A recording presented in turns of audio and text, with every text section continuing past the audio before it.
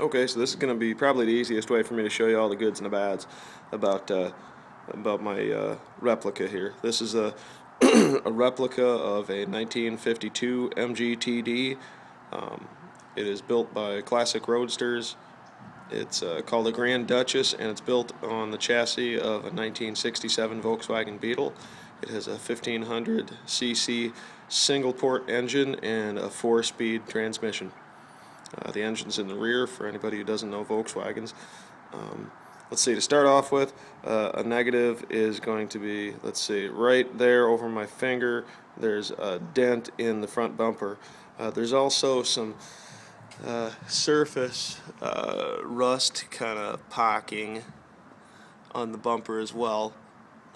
Not sure what would take care of that, sanding, buffing, or I don't know. The paint is kind of dull, but I did take some rubbing compound in places, and I was able to shine it up quite a bit. It does have some dust on it right now. Bakersfield is a pretty dusty place. There also kind of throughout there's just little things like this, like you see on the paint, a little cracking. Not too bad, but right there's like a chip. Also, all of the rims have rust, like you see right here. The tires, they have the nipples still on them on some of them, but most of them have a little bit, at least a little bit of like dry rot. I don't know if you can see that. Some dry rot cracking. But I've been driving the car to and from Fresno from here. The tires haven't caused me any problems yet. So this looks like that stuff you get from AutoZone. Kind of chrome stripping where you peel it off and put it on. This stuff is starting to fade. There's a dent right here in this chrome strip. This is actual chrome. Right here is it's a fairly deep scratch into the paint. That was there. The windshield wipers are okay, but they worked once. I think it's just a matter of going through and messing with the wiring and stuff. Okay, inside the trunk here, we'll go ahead and take a look at that. I don't have the carpet in and the steering rod protector, but I do have it. This right here is particle board.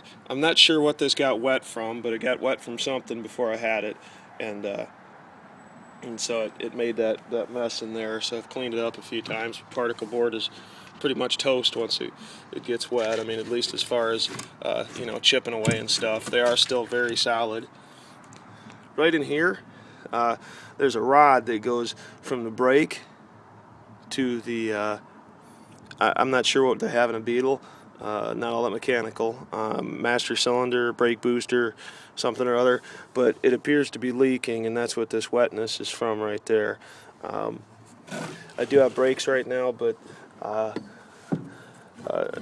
if I don't end up if the car doesn't go on auction, I'm going to go ahead and fix that, or have it fixed or whatever. Have them check that out. Okay.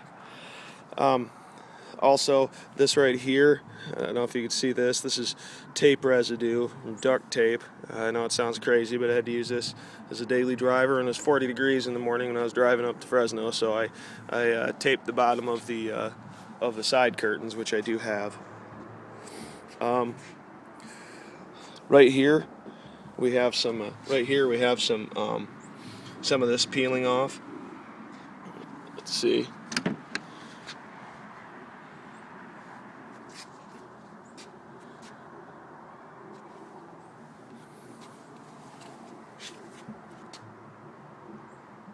Forget my CDs on the floor there.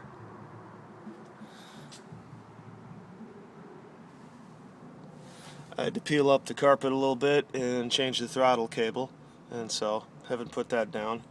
I parked under a tree with leaves, haven't vacuumed that.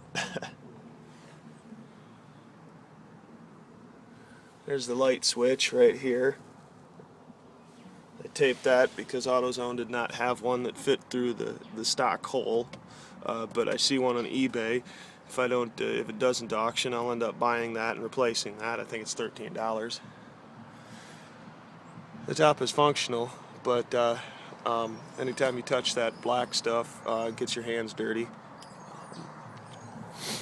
The top was torn right here, so I used Gorilla Tape. That seems to be holding. It's ugly, but it seems to be working. Have to stretch the top a little bit to get it to hit the buttons there.